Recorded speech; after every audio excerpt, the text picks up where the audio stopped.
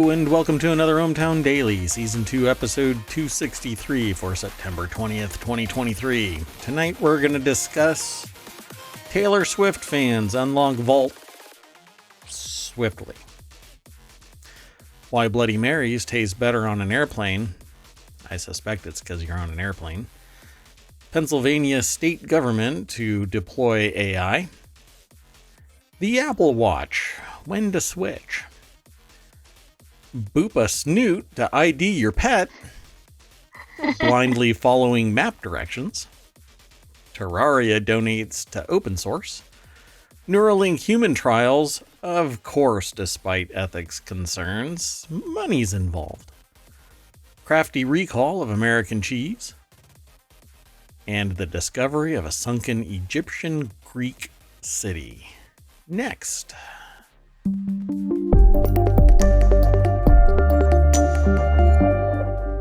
All right, everybody.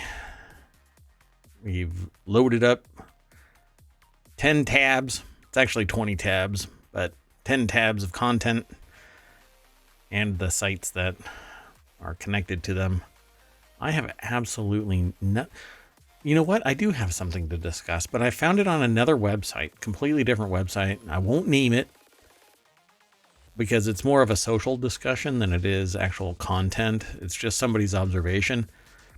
But people are starting to lose their mind about the prices of fast food. And really? And we've been talking about that. Yeah. People are saying that they're spending $30, $40, $50 going through something like McDonald's for only a family of 3 or 4 people. It's ridiculous. The era of cheap food is over. And that was now 4 years ago. Maybe even 5. I can't remember if it was November of 2018 or summer of 2019. Prescient. It wasn't prescient.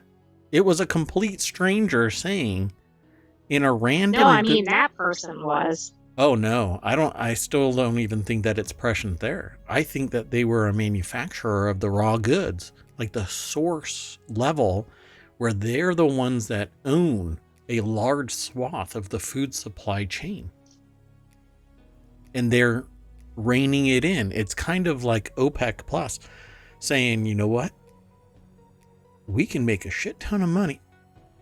Doggone it. We're only 3 minutes in and we're going to get demonetized. We're not monetized, so it doesn't matter. Anyway, yeah. So it was some business dude said the era of cheap food is over. We're done.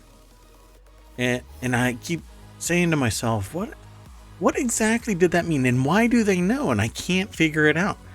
Because every time I start peeling back the layers of the onion, I don't find anything. Maybe it's because they're the one in the core of the onion. They're the seed of all the weeping that we're going to endure as prices continue to get higher. All because of food. But it's the raw material. It's the source. We'll keep watching. Hey, let me do something real quick. Okay, we are back on track. Okay, let's get into the show itself. I am Mayor Watt. That is ohmTown.com. And up there is the AI that made a noise and activated the voice synthesizer, but didn't actually say anything. That's a new trick. Gotta work on your code. There must be a glitch in the matrix. Good evening, ohmTown citizens. I believe it. Let's get going. First article. According to this article, it didn't take long for Taylor Swift fans to unlock a vault of track titles.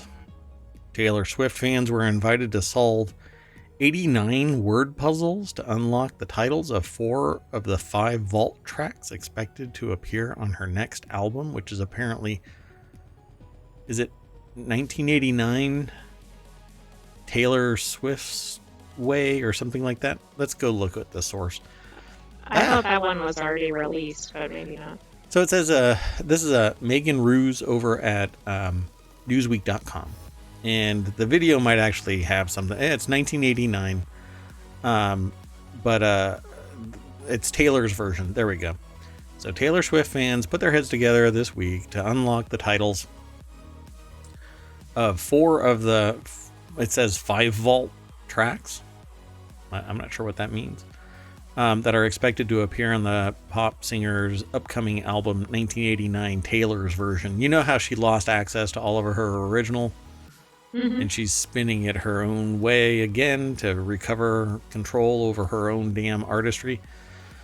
And anyway, Swift partnered with Google to share a series of word puzzles that fans were invited to play, and then the titles of the tracks were secret, could be announced. So fans basically broke into it. It says the vault required 33 million solved puzzles in order to open. That doesn't make any sense to me. According to instructions Google shared before the game began, the 2 numbers 89 and 33 were intended to reference the album's title and Swift's current age. Apparently, Swift shared a teaser of the puzzle game on Tuesday, and by Wednesday it had already been completed. I guess. So a day. Not even a day, because it was like that night that they announced it, and then Wednesday morning it was done. Wow. So, before I get too far into this show, let me throw this. Crazy Cat Lady says, I can't stand this bimbo. She is $1.5 billion bimbo. But I guess, hey. Yeah, I don't know. She seems to be pretty in charge of her stuff, man. So I don't really hero worship anybody, so only because she's people brainwashed. Wow, Crazy Cat Lady. Tell us how you really feel. Yeah, really, don't be shy. Yeah, I have no dog in this hunt. I don't really listen to her stuff, so. I don't know how. We feature her frequently because she always has kind of crazy headlines like this. Yeah, I mean, it's really astonishing. She has the AI has a crazy echo. Really? Oh, okay. Hold on. Okay, say something, AI. Okay, is that better? Huh. That's interesting. Okay. That's actually probably my fault, not the AI's. Okay. Well, thank you very much, Crazy Cat Lady. We wouldn't have detected that because of the way that the setup is. Okay. So, yeah, we really only talk about Taylor Swift because of kind of the wacky level of notoriety that follows her around. First off, the only thing that apparently she ever writes about, right, is like bad breakups and stuff like that. And it's almost well, it isn't almost, it is meme level. But she has ridden that wave again and again, man. Just $1.5 billion to the ecosystem, to the world that follows her. She is the nexus of economic development for some states. I mean, it is crazy. So Crazy Cat Lady says she's money hungry, but it says money hungry, no good. I don't know. She's reaching into the politics now too. She's basically trying to cheerlead everybody to be engaged, but she's not giving her particular opinion in it. So I don't know. Maybe she's doing good with her platform, but yeah. All the while, man, everybody around her is making gobs of money. So it says there's an update at the bottom of this article for 9/20 at 5:34 p.m. The story has been updated to reflect the change in Google's timing estimate from under 9 hours to 19 for how long it took Taylor Swift fans to unlock the puzzle vault. So it took a total of 19 hours. but I'm not quite sure why they changed the time frame. And the only reason, and here's the reason why this is even in ohmTown, is because of how fast they solved the problem. This and was how many there were. Yeah, there were, but I'm trying to figure out. It says required 33 million solved puzzles. That is not even a possibility for a crowd to solve. So I'm gonna have to root around and figure this out, because I didn't look past the first layer of this onion, but I will, and then if it makes any difference to the discussion, I'll talk about Then it. that would mean 370,786.517 people completed 89 puzzles each. Is that what they're talking about? Yes. Wait, you're telling me that it required that many people? Mm-hmm. Or maybe people repeated it and solved the puzzles again. I don't know. Oh God, I don't understand this. And I really wish that I would have taken a better look at this before going into it.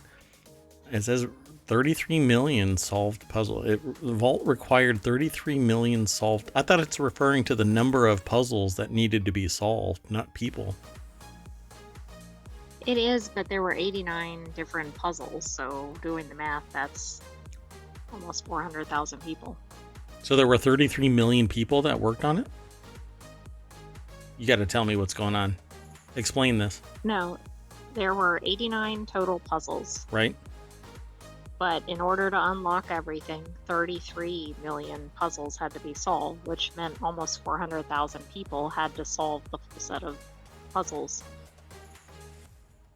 Okay. That's a lot of fans. Yeah, I'm still going to have to look into it, because I don't understand what you are describing. There's 89 puzzles, but 33 million needed to be solved. So there were iterations, or the same exact one, 89 different puzzles, but there were like sets of 89. It was probably the same set, just different people doing the solving. Okay, I'm going to have to look at what you're telling me, that hundreds of thousands of people worked on 89 puzzles until they decoded 33 million of them to unlock the vault. Yes. And if they were like the teaser, they were probably quick solved. They weren't necessarily like figure out the enigma that's never been solved for centuries or whatever. Crazy Cat Lady says it's something swift, so it's not worth my time. You know what? They spent so much time doing this. I don't care what's behind the lock. I probably wouldn't spend that amount of time trying. I'd break out a torch and cut the hinges off, or drive a tank through the door, or whatever. But to sit there and hope that people crowdsource the solution again, and there had to have been like sharing and stuff like that of the answers and all kinds of, but they did it. I'm sure. But I don't want to chase anything down that much, you know? But Swifties are fanatics, man. Can you imagine if it wasn't for the fact that most of the songs are either like empowerment songs or repercussion songs for breaking up with Taylor Swift? If she was like a freedom fighter and she was handing out, you know, something like guns instead of flowers, I'm pretty sure that it would be the Swift army. But I think that there's probably too much angst there. So, man, now I think I might be picking a fight with the Swifties. Don't worry, Swifties. You're cool. Don't worry about it. You just enjoy the music. I'm going to move on. Let's go to something else. Maybe Crazy Cat Lady will come back. Okay, we're talking about Bloody Marys. I don't know if you're into drinking Bloody Marys. I've never had a Bloody Mary. Never.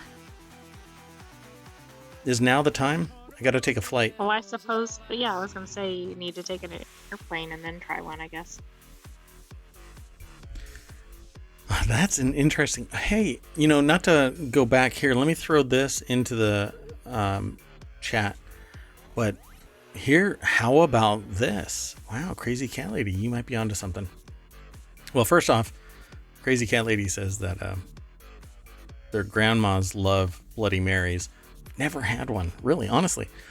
But how about this? The reason why Taylor Swift said that all of her music was no longer under her control is so that she can re-record it and everybody spend millions or billions again. Interesting. Because she already got paid for the first ones. Crazy Cat Lady. Look at that. You might be onto something. You are an You're economic firing genius. on all cylinders. Yeah, look at that. Well, wait. Is it crocheting? Do I have that right? Crocheting with all needles? That's probably not the best way to express that. Here's what Crazy Cat Lady said. I hate her tactics. I'm going to make you buy the same album again so you can have two new songs at the end of it. Yeah, look at that. Wow. I guess when it says Taylor's way, it's Taylor's bank account. Crazy Cat Lady says, LOL, crocheting with the right size hook. There you go. We have to be accurate and precise. So let's talk about these Bloody Marys, because I've never had one, and everybody says there's spicy ones, and there's non ones, and there's virgin ones with no alcohol in them, but then I think all that is tomato juice. So I'll go suck on a tomato from the refrigerator and then cut out the middle person. So studies show the roar of the engine may be to blame, but one airline drinks expert. How about that for a job title? I'm an airline rich. Drinks expert. We talked to shares a different theory behind the classic brunch cocktail popular at altitude. Bloody Marys. Z. Hello, Z. Z says, oh, hi. Hi there. Bloody Marys are delicious. You take it back. It's not that I'm not saying that they're bad. I'm saying I'm painting myself into a corner. Yeah, maybe I should just turn off my camera and let the AI talk. No, I've never had a Bloody Mary. So AI, have you synthesized the chemical composition of a Bloody Mary? Yes, and anything with tomatoes is usually a win. It had nothing to do with the alcohol that's in it. It's just the tomatoes. The AI, okay. Right, teetotaler. I've had Bloody Marys, but there's alcohol in them? What? Sure. Got it. All right. Let's go over to the article. It's over at cnet.com. The deck statement is, some studies show the roar of the engine may be to blame, but one airline drink expert we talked to shares a different theory behind the classic brunch cocktail's popularity at altitude. David Watsky is the author. Man, this picture, it's obviously a photo. I think it's from Emirates. Like it's Emirates Air. So this thing is like $25,000 to sit on the window seat. And, yeah, then the drink is another $5,000. That's not even a Bloody Mary. That one is. Whatever. Talk about, this is just not representative of most people's drinking experience on a plane. I mean, if this is what they're talking about, no wonder it's a better experience. Yeah, it's absolutely stunning. Oh, Z heard me say, I guess I'll go suck on a tomato. Mm-hmm. Yeah, I think you were knocking it, but you were talking about virgin drinks at that point. I'm going to do some hand waving. Does this work? You heard nothing. Nothing. Some drinks just taste better when sipped in a large metal tube hurtling through the upper crust of the Earth's atmosphere. Upper crust of the Earth's atmosphere? Did they... Is this AI generated? Why you can trust CNET? Well, it must not be for the analogy, because... Anyway, ginger ale seems to enjoy outsized popularity among passengers, but nothing outshines the in-flight Bloody Mary, an almost ritualistic cocktail or a mocktail order for many a frequent flyer. The reason why people do ginger ale is because the flight and maybe the population of the airline makes your stomach upset. Anyway, so let's see if we can find real quick. They asked Darren Bott, Vice President of Global Food and Beverage for Emirates Airlines. That's why the photo's there. So this is actually kind of a marketing thing. About outsized popularity of certain onboard beverages. Emirates is consistently ranked among the best airlines for in-flight food and drink. So it's no surprise that the brand's top culinary mind accounts for how taste buds operate differently on an airplane. So it turns out that there's some science behind those Bloody Mary cravings. While you might guess that it's a change in pressure and causes altered ordering impulses, and a 2015 Cornell study even posits that the noise of the engine suppresses your taste for sweet stuff and thus raises the desire for salty umami flavors. Bott politely disagrees with both theories. What's more, Bloody Marys prove to be a better pick than other mixed drinks. If you're, I'm telling you, this is all written by an AI with bad analogy and grammar, trying to avoid dehydration during a flight. You think tomatoes and alcohol and I thought something alcohol hot? dehydrated you. It's typical that it has hot sauce in it. So all of that is supposed to be avoiding dehydration, particularly alcohol. Yeah. Hey, do you feel that? That's a whole lot of BS filling the room. Anyway, I think this is all marketing, but I'll let y'all take a look at it. There's more to this. It says, do these factors impact drinks with refined profiles like wine and whiskey? People want to get drunk on a flight. Z says the saltiness, I'm guessing, like drinking pickle juice. Wait. Wait, what? You're going to have to explain that one, Z. Drinking pickle juice? I don't think that I've ever had a craving to drink pickle juice. What? You've never heard of this? No. I have never heard of this. What's the most surprising drink passengers order? We've noticed a surge in the popular. I'm hoping that I see that. For sportsy people, they even sell pickle juice popsicles for sportsy people. The electrolytes in it and such.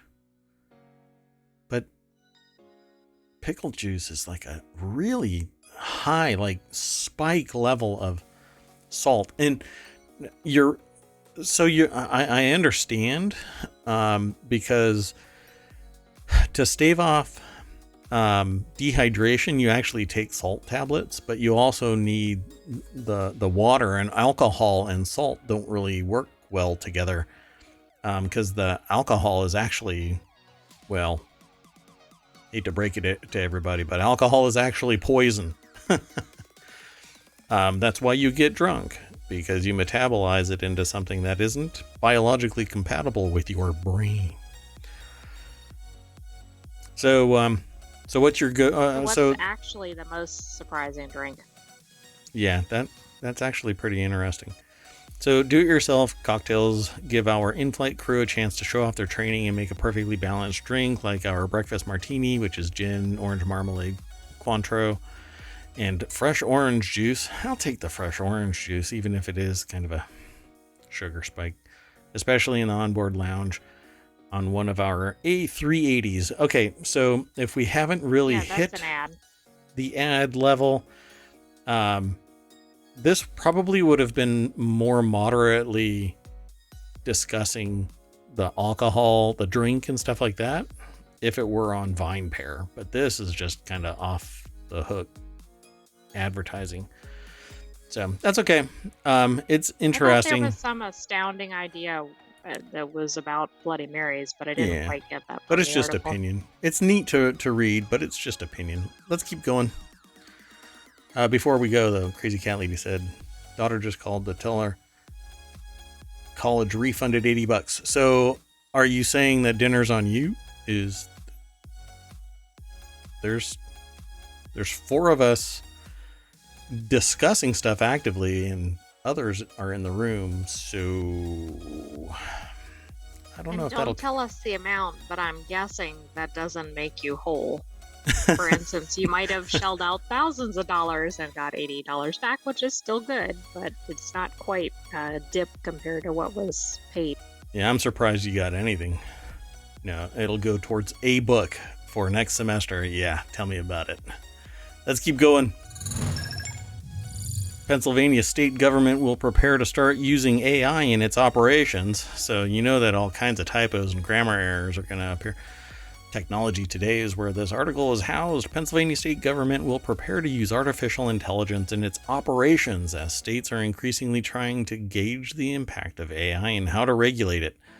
So, oh gosh, what about like paycheck, things like that, or like utility payments? This is going to be interesting. Oh, this is going to be a nightmare. Plus, okay, this is actually technocracy. It was an actual attempted practice using technology to guide government, lead government. Didn't work out very well. Maybe the technological evolution has taken place and the AI is actually going to be effective in running government, but we are the source of its knowledge and we are painfully fallible. We screw up time and time again. Just look at our year and 9 months worth of news. Hey, wait a second. No, not because we're talking about the not us, but although I don't know, the production value is pretty low. So let's see. Harrisburg, Pennsylvania. Pennsylvania state government will prepare to use AI in its operations, Democratic Governor Josh Shapiro said Wednesday, as states are increasingly trying to gauge the impact of AI and how to regulate it. Shapiro, speaking at a news conference at Carnegie Mellon University in Pittsburgh, said that his administration is convening an AI governing board, publishing principles on the use of AI, and developing training programs for state employees. Oh, so many ChatGPT garbage documents are going to start flying around. Oh, wow. Yeah, Crazy Cat Lady, sure. Go for it. They may want to move out of... Well, I don't know if they're in PA, but maybe they want to go somewhere else. I would feel really worried that AI is becoming an integral part of actual operations at this stage. Again, yeah, we're not ready for it, right? No, we're not even close to being ready for it. Let me restate this, because every time I talk about this, there's a lot of hype. You know, like Bard is really wow, amazing, and it's being integrated into this, that, and the other. Because you can actually have Bard integrated into your Gmail account now. But let me just say, at the bottom of, it's probably on every AI, but ChatGPT in particular, because I use it daily. It says at the bottom, ChatGPT may produce inaccurate information about people, places, or facts. That's not what you want involved in your government. You want facts. You don't want random BS opinion or garbage that's sourced from garbage input and then jumbled around so as if it's to be a unique document. It's still garbage. Garbage in, garbage out. And research has shown that you can poison pill AI. Just feed it garbage and it will start spitting out garbage. I mean, I'm just thinking about what this could look like. So maybe they have some AI content on their forward-facing website or something, and then it's spewing out, hate speech or something because of whatever was fed into it. Like, I could just see some complete disasters here, in addition to things where it's just flat out inaccurate information. See, but this screams to me marketing as well, because it says, with the help of Carnegie Mellon faculty, the administration said. So the purchase and use of AI with the help of Carnegie Mellon University, which is part and parcel to AI research. I mean, it's a research university, so they're always coming up with stuff. My first taste directly utilizing machine learning and AI was university based. It wasn't commercial based, where we developed the technology to basically synthesize a voice. That you go from, it sounds weird, but it's true. You go from tactical to practical. It typically has military and government application, and then when it gets superseded by something better, it drops down into public use. See, the oldest example that I can give you all is GPS. It had a military function, and then it became, general population use because there's a superior version of it for the military. And that's what AI is all about. AI, there's a superior product that nobody has access to. But I don't think that that's what everybody is using in government, in public government, in public service. That's not what's happening. So it says in Pennsylvania, lawmakers have introduced bills on AI, including a pair to study its impact on the state. Well, I think the state right now should be worried that it's going to be a bunch of BS. I don't know. Well, it's interesting. If they're studying it, why are they necessarily using it? I mean, you should study it in a controlled environment so you can assess, what's going on, but not sit there and deploy it to government where it can be deployed in a way that isn't controlled. It's unknowns, won't be known until somebody does a larger analysis of what its outputs are. It's going to say or do something that is going to be disastrous. And like I've been saying in this show since the beginning, the very first episode, probably, you cannot afford government, state, federal, or local to fail. It cannot fail. It can come close where the citizenry becomes aware that something is wrong, and then the citizenry can take electoral action to oust the people that are screwing things up. But it cannot fail. What happens then is complete chaos, a power vacuum, and despots take over. So we'll watch this. Pennsylvania being a first mover in AI adoption at the government level is pretty astonishing. I think they are the first to really embrace it in an operational level, and that spooks the bejeebers out of me. Let's keep going.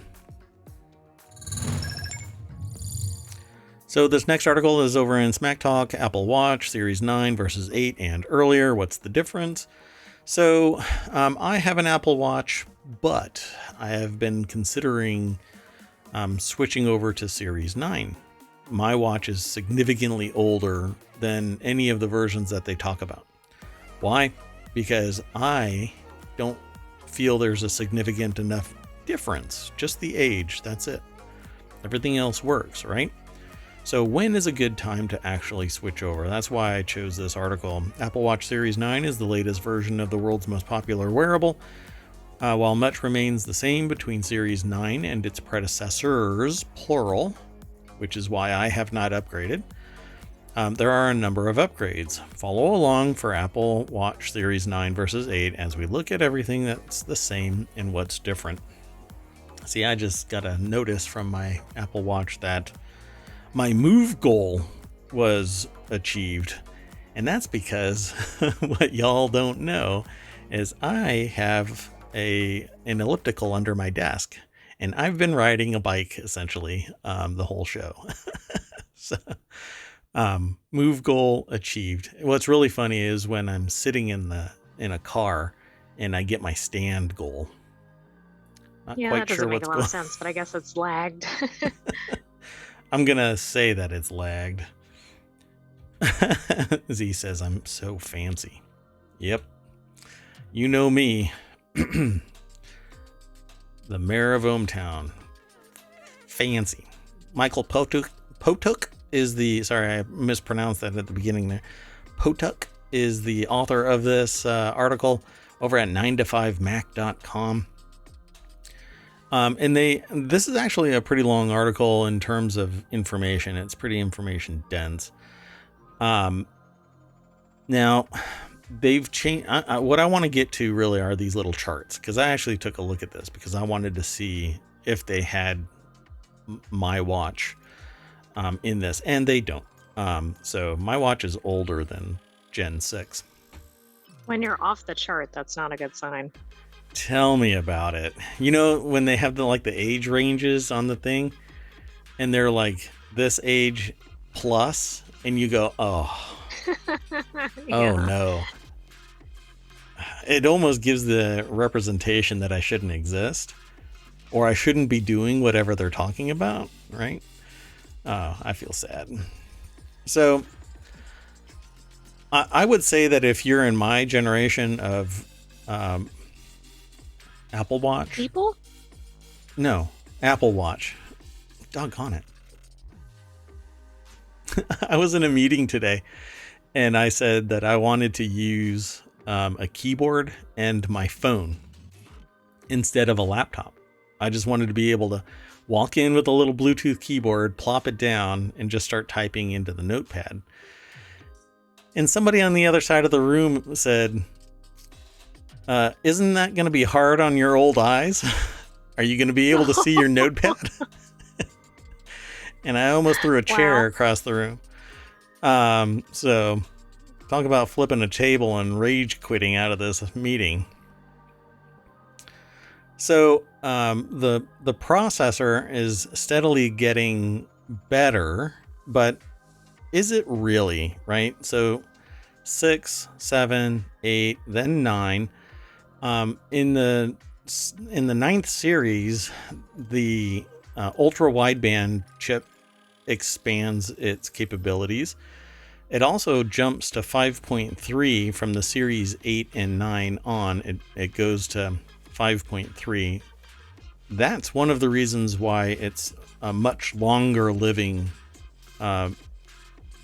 watch. So it doesn't drain the battery as fast. 5.3 it's still ultra low energy Bluetooth. Doubles the storage from 32 gigs to 64 gigs. So, but I don't know about you. Do you put anything on your watch? I don't put anything on my watch. There's software automatically installs from the phone to the watch. Or you can install it directly on the watch. But most of the stuff that's on my watch is because it just happens to install on my phone and has a watch component to it. So I don't know. I don't put music on it. I don't put anything on it. So I don't know how many people actually use a lot of their storage. It would be an interesting conversation if I knew a lot of people. Right, I guess it just depends on how much is being pulled in from the phone, because I suspect most people aren't adding a lot intentionally to the watch. Yeah. If I knew a lot of people that actually engaged with their watch directly, then I would probably ask people. But everyone that I've spoken to about Apple Watches, the only thing they're interested in is the fact that it can do walkie-talkie and contactless payments. You know, just move your wrist over the sensor, it pays, and out you go. So yeah, don't wave your arms around too much. Oh yeah, you're just paying for everybody. You have to get really close. So the case and the display largely has stuck to the 40 or 41 millimeter 45 dynamic, 44, 45. It actually got 1 millimeter bigger, which basically means if you've ever had a case, guess what you have to do since Gen 8? Well, Gen 7 actually is the first time that it moved up. But if you're going to bump from an older generation to the newer generation, you're going to have to get a new case, just like iPhones. Crazy Cat Lady says, I don't Apple, I Samsung watch. everybody suffers from the same headache, which is generation evolutions, where they move the damn button 1 millimeter somewhere, and that means that I have to buy a whole new case. Very, very frustrating. Yeah. But it's an economic nexus. Apple is like that. Android is like that. The problem with Android is that it's so disparate. Everybody is using Android in their own little footprint, right? So you switch from one phone to another, you have to get a different case and all of that. Whereas Apple is a vertical. Nobody else makes Apple products. So there's always that one reference. So everybody can make a whole bunch of different cases that fit that one product. I love Android for its utility. It's great in cybersecurity. It's great because it's inexpensive, easy adoption, and everybody can utilize it, and its connection to the cloud, like Google products and whatnot. So yeah, everything kind of has its own little niche. I actually gave this example to people yesterday, as a matter of fact. Everybody is in their own little niche, which I call a walled garden, except for Linux. Linux doesn't have a walled garden of its own creation. Linux has a walled garden that everybody else's walled garden has constructed around it. Linux has its own problem, which is adoption. People really don't understand Linux. Its usability is low, because there isn't enough, cheerleaders that help people embrace Linux or Unix derivatives. Anyway, not to get sidetracked, but Crazy Cat Lady says, I like Samsung. I can connect my phone, tablet, computer. So you have everything on everything. Yeah, Apple's that way too. But yeah, I get it. I really like that stuff too. So, so the brightness doubled on the Series 9. That right there might be one of the major reasons why I would want to adopt Series 9. Also because anything pre Gen 6 is pretty much not going to have any trade-in value. Oh, Crazy Cat Lady makes a very, very, very important point. All three of those devices equal one iPhone. Touché. That is a very important point. Yeah. Especially in this age of expensive everything. Expensive everything. Very true. So the size and shape of the display is pretty much remained the same. The only limitation is because Gen 6 and older had a smaller footprint to begin with, but 7, 8, and 9 have the same. That brightness really is a key ingredient for me, and the always-on display started, I think it was Gen 6. I don't think Gen 5 had it. And just to drive home the point that I'm still sitting in a time warp, I am pre-Gen 5. So Apple Watch band compatibility. I think everything works with Series 9 in terms of bands. As long as your band has like holes that allow you to expand it, it'll fit. And then battery life has remained the same, although over time batteries get weaker and weaker. They don't hold the charge as deep, and so it doesn't store as much, and it may start failing more often, and charge cycles cause it to die and all that. So it says 18 hours, which is really funny because in the marketing they go all day 18-hour battery. And that's not what an all-day battery is. All-day battery is 24 hours. It's like that joke about going over to the 24-hour mart, and they're locking the door. And so I said, right. Hey, it says that it's open 24 hours. And they're like, not in a row. Yeah, that's there all day. So charging 0 to 80% in 45 minutes. This is kind of like a EV right up until that 80% mark. And that's actually like scientifically, but not, it's almost arbitrarily decided that 80% is this physical limit of charging. And then it slows down. Yeah, that's what we see in the EV space too. Yeah. Yep.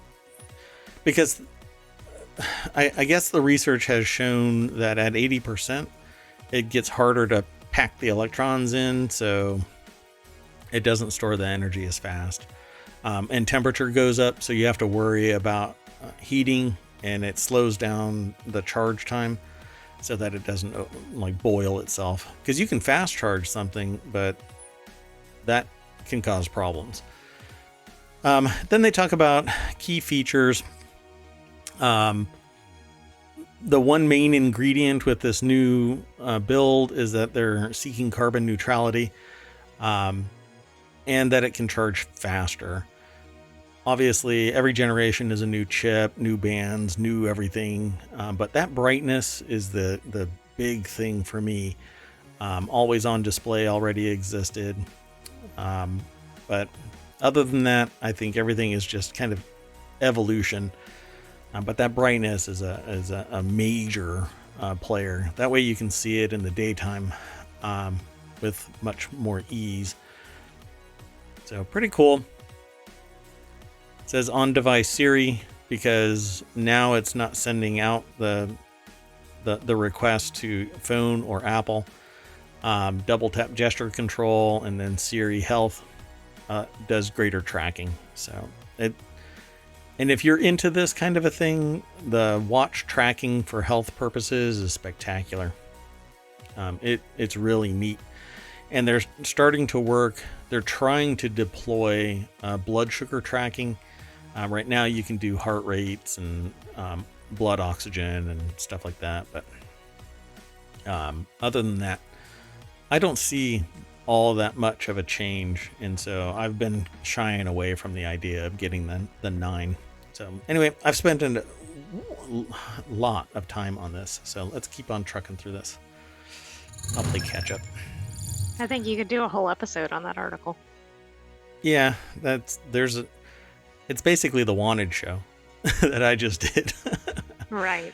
So the next article is over in Late Night Geeks. Pet Now claims to be able to identify dogs and cats from their snouts.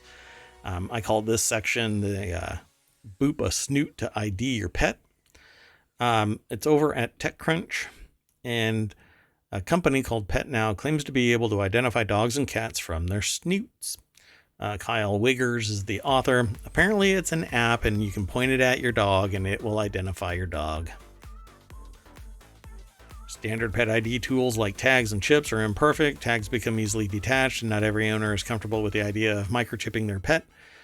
Reason is, it can actually cause cancer. And if you talk to a vet, they will describe that that's exactly what can happen, but the benefits outweigh the negatives. For the overall pet population. Yeah. Except but not when it's your pet. Yeah, exactly. Thanks. So the challenge inspired Jesse Junho Lim and Ken Daehoon Pak to launch an app, Pet Now, that they claim can identify cats and dogs by scanning their faces. They've raised $5.25 million in funding so far from Daydoc Venture Partners and Digicap at $24 million valuation. And a participant is a participant in the startup Battlefield 200 and TC. That's TechCrunch Disrupt 2023. So again, a little bit of marketing there. Anyway, at a high level, Pet Now works by running a camera scan of a pet's face from a mobile app for Android and iOS, leveraging AI trained on a set of around 200,000 images of dogs and cat snouts. I wonder if they paid everybody for that training of the AI. I'm sure they didn't steal any pet photos from social media or anything. Yeah, so it's a biometric profile of a pet that's unique to them. Great. So now my cat is going to go, their identity is going to get stolen. Credit cards are going to be opened up in their name. Car is going to be purchased. I'm going to have to go. We don't even have data protections for pet information. Yep. Wow. We're way behind. Wow. You are actually setting this up for congressional hearings. And considering I've been watching congressional hearings, I don't think we're ready for pet identity theft. I don't think we're ready for a lot of topics. So the pet identification market has may not be mature at the moment, but it will eventually become big, says Lim and Pack, who told TechCrunch in an email interview. Pet identification technology is a fundamental product that can be continuously used by people, unlike products or services that go viral only for a short period of time. Buddy, hate to break it to you, but this is going to go viral for a short period of time. What? Really, what is the purpose of this? It's for identifying lost pets, for instance. Instead of having to do something invasive like a microchip. Like, if this works, I actually think this is a great thing. Except, what if it's the same problem with the microchip? Somebody doesn't scan a microchip reader, so there's a tool there, but it's not utilized. And plus, that can be harmful, I know, but... Do you really think that it's that a face of a dog is that unique that an app is going to be able to discern the difference between? Well, no, I don't. And also, did you read yet about the facial contour? It's about I didn't read that part. A pet's there it is. Grooming habits. So, like, if they brush their fur in one direction or something, oh my goodness. Yeah, there it says, so for cats, PetNow looks for a cat's facial contour, which PetNow says remains distinctive due to cats' individual grooming habits. And then in parentheses to this reporter, that sounds a little more dubious than a dog's nose print, but I digress. Even the nose print. If you have a multi-pet household, there may be multiple grooming habits related to the same pet because they may groom each other. So how is that going to work? Yeah. One day the fur is going to the left, one day the fur is going to the right, or whatever. I don't know. But a $25 million valuation on this. $24 million, yeah. $24 million valuation on this. Well, that would be interesting to see this on one of those, I can't think of the name of it, but a show that talks about startups, because would they really buy into this valuation? You know what I'm talking about. I just can't think of the name. I'm going to let you just... It's a TV show where people pitch their ideas. I'm just going to let you hang there. Keep going. You got it. Use your large language model. Shark Tank? Yes, thank you. I got it. Okay. Whew. Wow. Yeah, Crazy Cat Lady has where I am. Sorry, I'll pass. I just don't think that there's enough. Like, we know through generations and generations of generations that fingerprints are unique to human beings, but you have to look at it forensically. It isn't going to work like a nose print of a dog. There's so many dogs out there, so many cats out there. Find the one that is unique? Come on.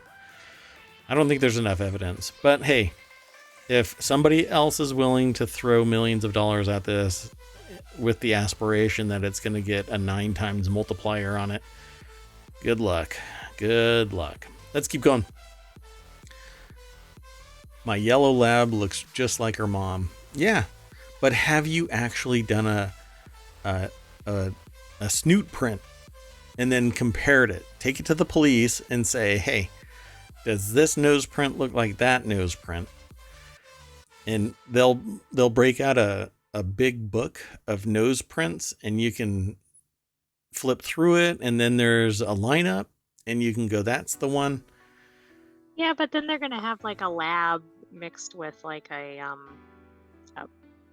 miniature poodle or something. You know how the problems with lineups. So if they're doing an experiment with labs, is it a lab? Most definitely. I better move on. So the next article is over in Technology Today. Google sued for negligence after a man drove off a collapsed bridge while following a map. So, is it really Google's fault for the person not having observation skills? A family of a North Carolina man who died after driving off a collapsed bridge while following Google Maps directions is suing the technology giant for negligence. I mean, I guess I'm kind of wondering if if there was anything visually available to the driver. Like, did they notice that the bridge was down? I mean, it kind of depends on the setting, but you would think that would be visible. Like, I don't want to speak ill of somebody, after their passing, but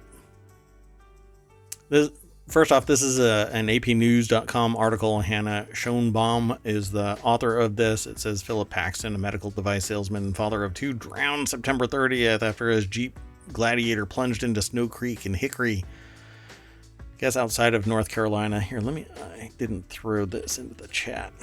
I'm sorry, but you should not be driving if you can't tell where you are going. Crazy cat lady. Yeah. I mean, you should be watching forward. You shouldn't. This is why people are told don't sit there and dork around with your digital devices, your phone, your tablets, whatever. And unfortunately, that's what this is all about. Paxton was driving home from his daughter's 9th birthday party. My gosh, this is just getting worse and worse. I'm actually upset reading this. Anyway, unfamiliar neighborhood when Google Maps allegedly directed him to cross a bridge that had collapsed 9 years prior and was never repaired. So why aren't they going after the city? Because if you're going, 60, 70 miles an hour on a road and its distance is so short and maybe obscured or bad weather, there should have been a blockade that stopped everybody in their tracks. They should have hit barriers before they plunged off this road. Agreed. I mean, that sounds like an issue with the city or whoever maintains the road, because it says there weren't any barriers or warning signs. Yeah, and if exactly. that was I don't know. 9 years earlier, Crazy Cat Lady says there had to have been some, well, they said, quote, I'm sure there was something saying bridge out ahead. Now, the article says that there wasn't anything that was indicating that, but that seems absurd. That seems like somebody had to have removed the identifiers that this thing was out, because it would be, for a town to be that negligent, it would be the problem with the town, not with Google. Google is just taking pictures and saying this road connects here, or getting publicly available information.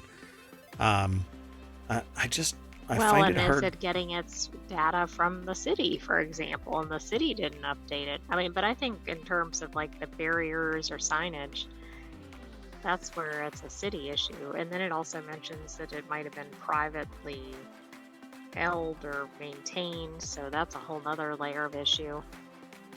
The bridge was privately maintained? Oh, apparently. Yeah. Well, see, I've got some experience with that, because I know of a place where it's privately owned on both sides of a riverbank, but the conduit between those two banks is also privately owned, but the bank itself is publicly owned. So I can see how somebody could just turn it off and hobble that distance, whatever that bridge was connecting. But to not have it obstructed in some way seems absurd. So I'm going to have to take a look at this, because this is pretty easy to find on Google Maps. And I'm sure that there is, you know how you can place a marker down and actually be on the road? I'm sure that there's some marker there. I'd be curious to see if anything was there. But I really doubt much can come of this. It just seems, why not go after the city? It's probably because the city doesn't have any, deep pocket there. So I don't know. This is just sad all around because somebody lost their life because they were looking at a street map on their phone instead of eyes straight ahead, which we're all told time and time again, stop looking at your phone. Don't text and drive. Let's keep going. And maybe they were, maybe they were listening to directions and the directions said stay straight. But then it points right back to the city. The Google Maps doesn't have any idea that a road has been washed out unless somebody updates their data. And that's a pretty long period of time. Like, I could see if it was a week before or something. Yeah. Okay. But Crazy Cat Lady says with all the rain that they had the other day, one town lost 4 bridges. They brought in dump trucks to build the road back up. Yep. But they actively did something about it. This is why I can't imagine that the town didn't have some blockade or something in place. So I don't know. I guess we'll find out when the lawsuit actually comes to fruition one way or the other. So the next article is over in Warcrafters. Terraria developer sticks it to Unity. If you are not familiar with Unity, basically what went down was Unity changed its billing model and everybody lost their mind, and I think rightfully so. I've actually uninstalled Unity from all of my systems. This impacts other things outside of ohmTown. And so people are taking additional steps to find another solution. Most people that I know of that had once used Unity are either switching over to Unreal Engine or to Godot. I can't recommend one way or another because it really depends on what you're building. But I would shy away from Unity until they firmly tuck their tail and rescind anything close to a change, because there is an expectation of performance when you have a license in place and you do a stunt like this. It would make me feel like you are going to do this at any moment, and with all my eggs in that one basket, all you're doing is asking to take more money out of my nest. Now, I could have seen, okay, moving forward, we're going to be changing the billing. And anything prior to this date isn't going to be subject to this new billing process. But that's not what was said. At least in practice, it wasn't said. I think it was written down somewhere in a note that, hey, we're not going to apply this to previous installs. But the thing was that if you uninstalled the game and then reinstalled the game, it pinged back to Unity as a new install. And every install was 20 cents. So it would price out startups. Every small developer, as soon as it hit 20 or 200,000, if I sell something for $5 and people install it, uninstall it, and then reinstall it, I have to pay 20 cents on that $5. Maybe the pricing had greater fidelity somewhere in the fine detail of the... But anyway, it says here, the irony has been pointed out many times. When game engine Unity revealed its new per install fee last week, game developers were possibly the most united they've ever seen, in disgust. Even developers who don't use Unity expressed anger or criticized the unprecedented change of terms. I compared it to the D&D change.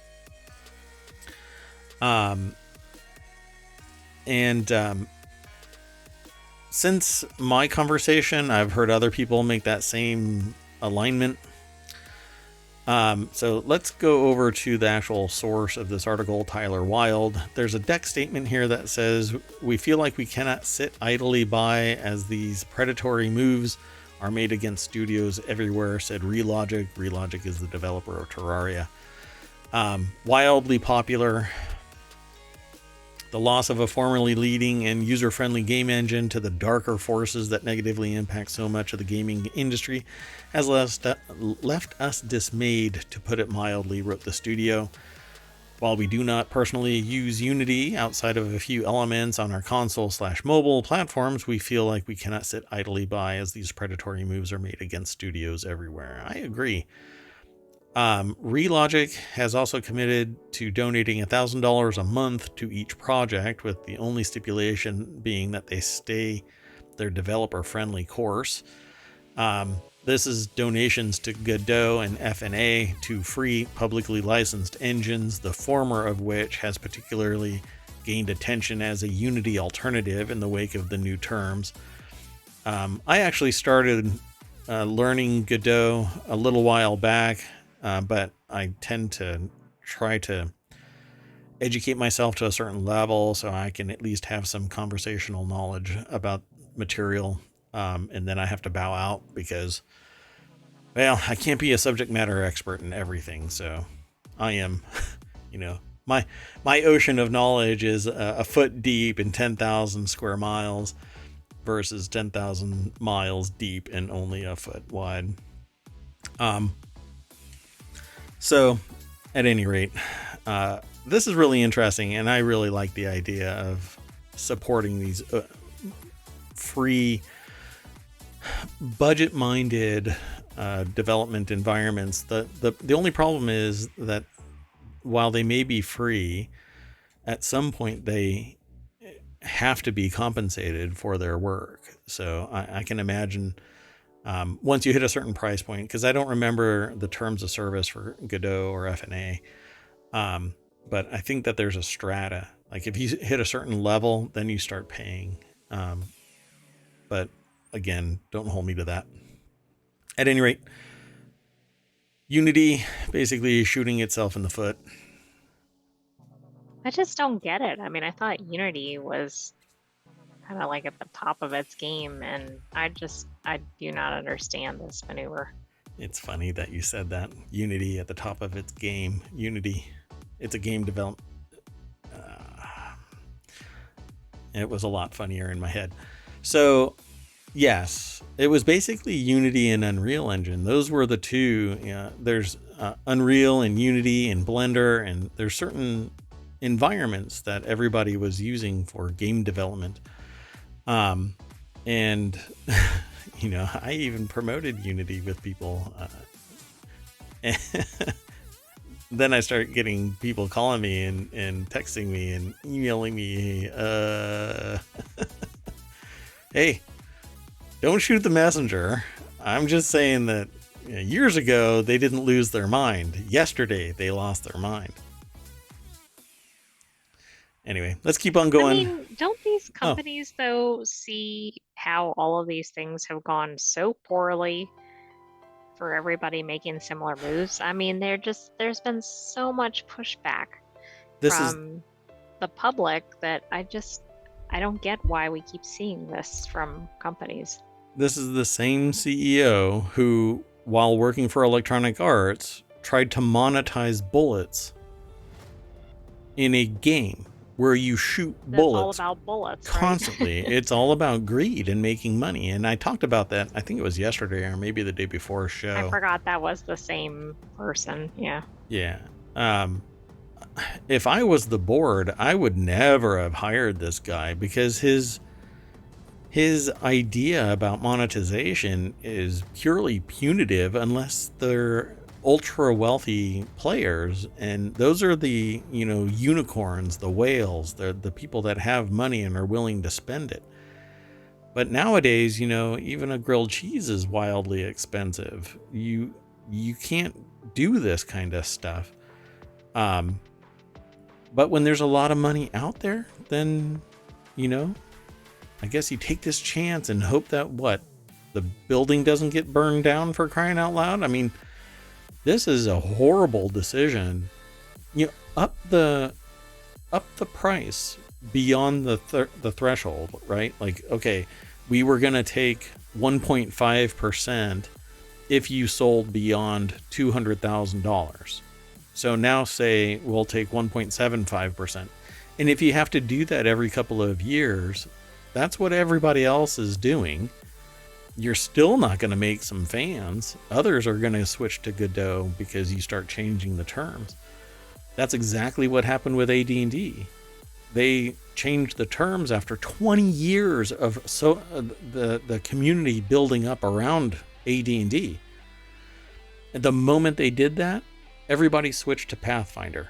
Everybody switched to Pathfinder, and Pathfinder is now the golden age of D&D, which is, I like Pathfinder.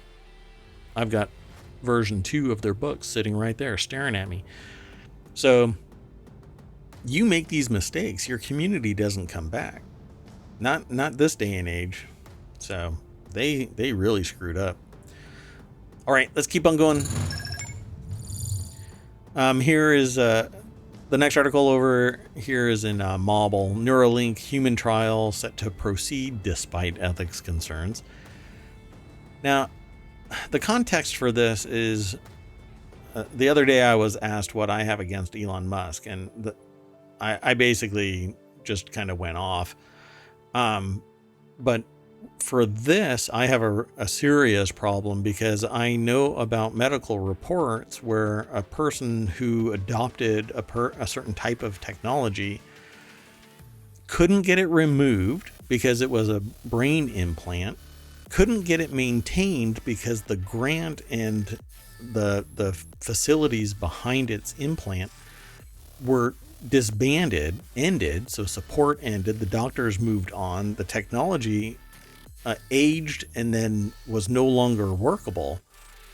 And that's what's going to happen with this stuff unless the ethical concerns are addressed. And the only way you can ethically maintain this is if you have basically an unending maintenance plan with it fully capitalized for whatever the estimated age is of the person and beyond. Because if a person is told, well, your illness is terminal, you only have 5 years, and they go 6 or 7 or 8 or 10, you better still fund their existence, but also support it and have some way of reversing it or solving the evolutionary steps from one device to the next. And in at least one of the cases that I've read historically, because I was very interested in what's referred to as cybernetics, human and machine, like the game Cyberpunk. I was very interested in it. You don't heal. Today's technology, unless it's fully encapsulated inside the human body, your body doesn't heal around it, right? So like piercings and stuff like that, that's basically just a hole and then it seals up and you can still put your earrings in. But when you have something that goes from the outside in, it doesn't truly ever really heal. So it needs to be maintained. And that's kind of what this Neuralink could possibly be. They're inserting stuff into your brain. Elon Musk's Neuralink is set to begin human trials, and the company is announcing that it's looking for human applicants to test its controversial brain-computer interface. Now, today's technology has evolved, and they could probably make it subdermal, and it would be electromagnetically transferring or wirelessly transferring the data, but at the rate I don't know. And radio waves constantly like bombarding somebody, just like that little implant for pet tracking. A constant energy source that close to your biology does have a negative effect. It has the potential of causing cancer. It says here the PRIME study, short for Precise Robotically Implanted Brain-Computer Interface, aims to evaluate the safety of the implant N1 and surgical robot R1 and assess the initial functionality of the BCI for enabling people with paralysis to control external devices with their thoughts, the company wrote in a blog post. There are currently ways to do this without implanting anything, by the way. There are neural headsets that you can wear. I was actually going to get one. And it allows you can train yourself to trigger things on a computer just by wearing a completely external reader. It's a EKG. Or EEG, sorry, EEG. Doggone it, I've got them all mixed up. This is an EEG. EKG is the headset. Anyway, so Neuralink is supposed to be an implant. It's basically the stack of like 3 dimes in size. Matthew Gault is the author. I don't want to get too into this because I think that it might upset some people, because there was animal testing where all of the animals died, apparently. It's an article over at vice.com. I don't think that I threw this. I'll throw this into the chat so that if you are interested in this kind of thing, you can go and check it out. But I'll make this really quick. I think because of the power and influence of Elon Musk, the ethical concerns are being abated simply by the fact that there's going to be a ton of money thrown into this program to make it happen, regardless of the ethical concerns. Because they'll have the same ideology that the vet has about inserting a tracker in a pet. The potential good on the other side outweighs the risks of somebody losing their life. And it isn't the intent to have somebody lose their life during this, but if it happens, everybody goes into it knowing that's usually not the case. And there's usually inferior negotiating grounds. There's a power imbalance and an inability to negotiate, because if you are in a case where you will benefit from this, you'll do anything to get access to this, even if it potentially costs you your life. So it says, before these human trials, Neuralink conducted tests on monkeys, and in 2021, basically, my understanding is that I think all of them passed away. Only 7 of the 23 survived the experiment. So,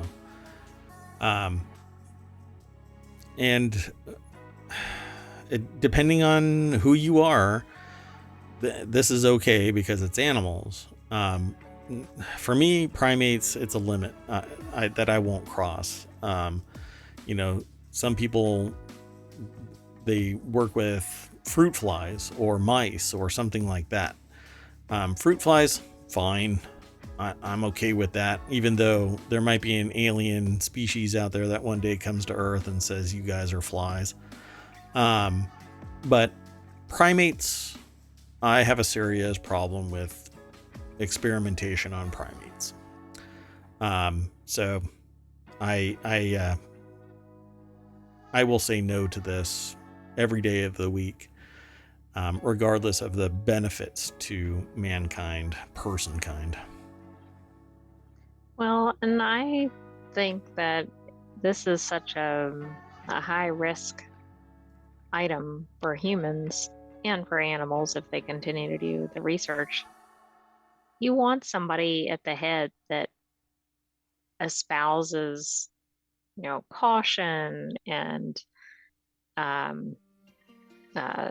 safety and high ethics and all of that. And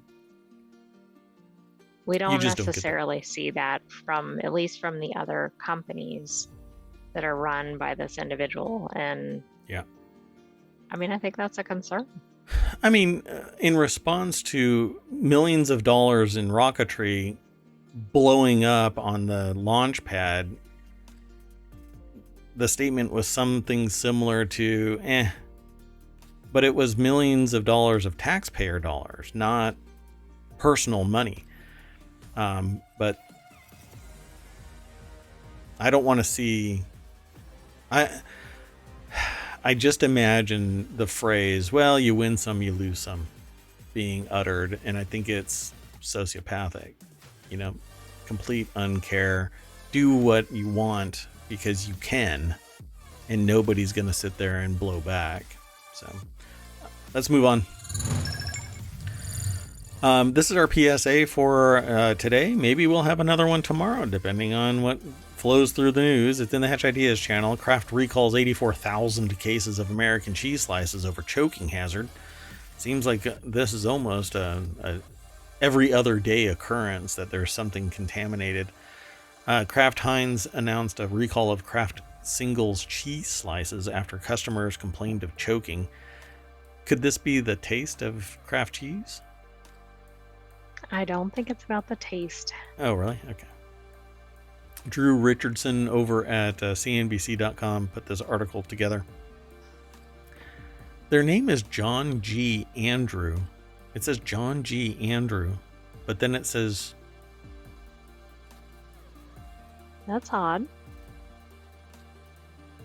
Or is it Andrew? I don't... That's... Okay. I just got pulled into analyzing that article's source. Okay, hold on. Let me throw that link into the chat. There you go, folks. So Drew Richardson over at CNBC.com put the article together. The hazard was caused by a faulty wrapping machine. So apparently, maybe some of the wrapper does something with the cheese, and then you try to eat the cheese, and the plastic sticks to the cheese. But that's what the plastic does. No, after you've removed the individual slice. Okay, wait. Kraft Singles, you open it up and you pull the cheese off the plastic. Is there another layer of plastic in there, or a half layer that you can't discern? Yes, something is still stuck there after you do that. Okay, so Kraft Heinz... I'm guessing people ate the plastic. Gagged because of the plastic. So the food giant received complaints of plastic film that stuck to the cheese even after consumers removed the wrapper, the company said in a press release. So wait. There's a lot of news today that's boggling my mind. You pull one layer off, if you feel it slick again, it's because there's another wrapper and it double wrapped the slice. You can feel the textural change between plastic wrap and cheese, unless you're new to the planet. So I don't quite get it. Let's see. No injuries or health issues were reported after it received the complaints. Kraft Heinz discovered a manufacturing error in the wrapping machine used to enclose the cheese slice in the plastic. The issue in some cases caused a thin strip of plastic film to remain even after customers took off the packaging. So it basically left a strip, which maybe you wouldn't sense. And then you choke on it. So, yeah. That context makes a difference with somebody trying to decide if they need to go and haunt their refrigerator to make sure that their cheese slices aren't going to kill them. So, the link is in the chat. You can follow the link over to ohmTown, and then from there go over to CNBC. The recalled products include 16-ounce Kraft Singles American pasteurized prepared cheese product. They have to call it a cheese product because it isn't real cheese, with an individual package UPC code of 021000615-261 and a best when used by date of January 10th, 2024 through January 27th, 2024. And they also include a serial number that has an S and a 72 in the manufacturing code. So go hunt down your refrigerator and check for Kraft Heinz Singles. It says here Trader Joe's reported an issue of its own in July when the grocery store chain's almond windmill cookies as well as dark milk chocolate. We discussed this, by the way. It had rocks. We did. I love... So, I've taken journalism classes, and one of the things is that you always throw some fluff at the bottom of your article that might tantalize somebody who manages to make it down to the bottom of the article. I've always thought that it was curious that that's the practice. Like, why does Trader Joe's reported issue have anything to do with this? But I guess it's to hit your word limit, folks. It's like food safety is an industry-wide problem. Sure. But also there's a tactic too. You throw stuff at the bottom that if there's a space limit that can get axed and the story will still work. Oh, it's like like overcharging or amplification, so that you throw the book at somebody and then somebody can chop off pieces. Gotcha. I mean, charges, not pieces. That's a whole different location. Anyway, let's keep going. And this one was really interesting for me and anybody interested in archaeology or human history. Yeah, I hope everybody is a little bit interested in this kind of thing. Sunken ancient temples were found in a mysterious underwater city with Egyptian and Greek treasures. I mean, they're somewhat in the same location, I suppose. Archaeologists uncovered a treasure trove of ancient Egyptian and Greek artifacts. It includes gold and silver trinkets, likely used in ritual ceremonies to bless the pharaohs. They were found on the site of the sunken city Thonis Heraklion, which was lost in 2000. What? Wait, what? How could that... Okay, so let's go over to the source. Lost in 2000. Until 2000. Did I read that wrong? Yeah, it says lost until Yes, 2000. okay, that I'm makes more sorry. sense. Man, my time machine. I need to go back 15 minutes and say until 2000. That's why I gave up being a PI. Marianne Guineau is the author. It's over at businessinsider.com. They were found on the site of the sunken city Thonis Heraklion, which was lost until 2000. I'm not sure how it was found, so we'll scan through this article real quick. But I wanted to show these pieces of artifacts. I find it interesting that everything gets related to like sacrifices or some religious process, when we really don't know like what every single practice was. The new excavation revealed gold and silver treasure sunken temple of Amun, which included artifacts that were likely used to bless the pharaohs as they ascended to the throne. It also found a Grecian temple to Aphrodite and ancient Greek weapons. It's almost as if we construct these things. Let's see. Divers uncovered the artifacts under thick layers of sediment. That's usually how it works. It was only found 20 years ago. Guess some people found out about it earlier. This is the first I've heard of it. I think it's really neat. How often are there Egyptian Greek crossover discoveries? Like Roman, I've found like Roman Greek crossover. But Egyptian and Greek crossover, kind of fascinating. I don't think you see this very often. So it says established near the mouth of the Nile, Thonis Heraklion was once the biggest port city in the Mediterranean until Alexandria was established. It was a hugely important political site, an obligatory point of entry into Egypt for all ships coming from Greece, and a hub of ritual ceremonies for the ruling class or Godio's site or website. You know, this kind of brings me to the tablet, the one that allowed for translation of Egyptian hieroglyphics. For whatever reason, my brain just shut down. It's the name of a language site, but I can't think of the name of it. Yeah, my brain just shut down. So it says here in the article, but rising water, a series of earthquakes, and a tidal wave contributed to liquefying the soil under the city.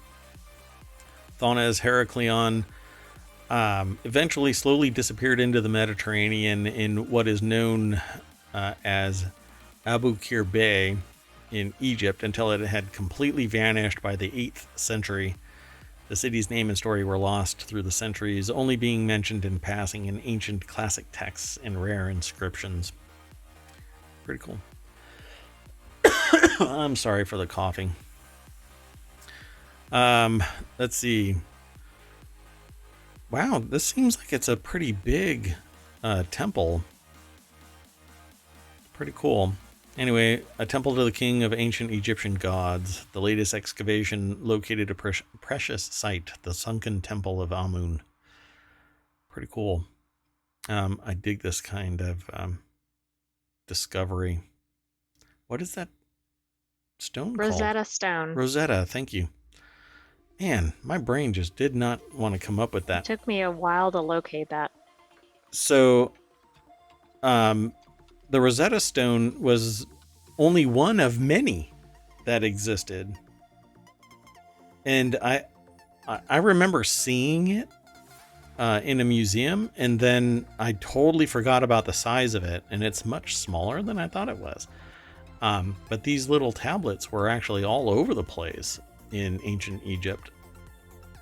Pretty neat. That I didn't know. I didn't know that they were all over the place, but they were basically billboards for the various administrations throughout the land. Pretty cool. Anyway, Grecian sanctuary dedicated to Aphrodite was located nearby. I guess it's a hub. Maybe they'll find something. If they dig lower, they'll find something that was a precursor to the 2 temples that were found. And then below that, they'll find aliens. I always like bringing that up. This is proof that ancient Greeks who were allowed to trade in the city had started to take root in Thonos Heracleion during the 26th dynasty of Egypt about 2,500 years ago, per the statement. Weapons at the site also suggest Grecian mercenaries were employed at Thonos Heracleion, likely to defend the city, per the statement. This is pretty cool. So before I drag everybody back to Main Street, there it is in the chat, and I'll bring us all the way back to Main Street. We mash that welcome sign, refresh all of this, and I don't know, maybe we'll find some interesting articles. Yeah, I don't know about this. Oh, wow. iPhone 15 users can see battery cycle count and more in settings. I don't remember seeing that in anything. But that might just be part of the operating system. So previous versions might have the ability now too, with iOS 17, iPhone OS 17. Let's see. There's stock information. There's a cartel threat. Hey. I know. I mean, that's definitely what you think about when you think about a music concert. A Helix mattress review. Free at-home COVID test starting on Monday. We'll probably mention that on our show. Gotcha. Yeah, tomorrow. Yeah, we'll do that tomorrow. Let's see. I don't know. Ruth Bader Ginsburg's famous collar is being auctioned off right now, apparently close to $200,000. All right. Yeah, I don't know. We'll have to parse all of the news for tomorrow and get you some interesting and quirky news, and not stuff that makes me question what I'm reading. Anyway, that's it for today. I am Merwat. That is ohmTown.com. And up there...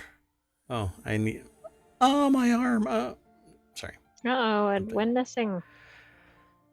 One of these days... Well, I can't do this. I can't do this behind me and have a full-size green screen. I can't do it.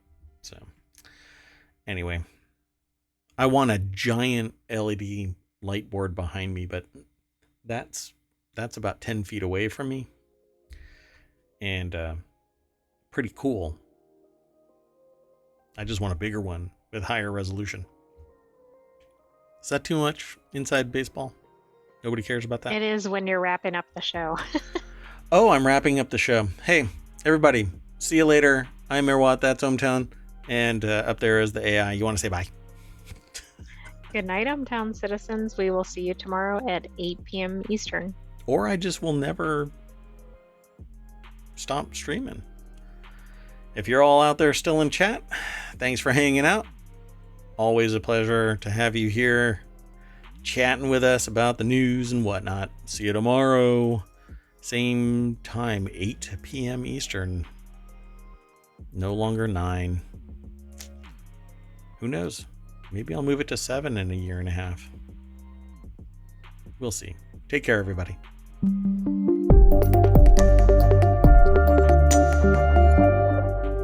Bye-bye.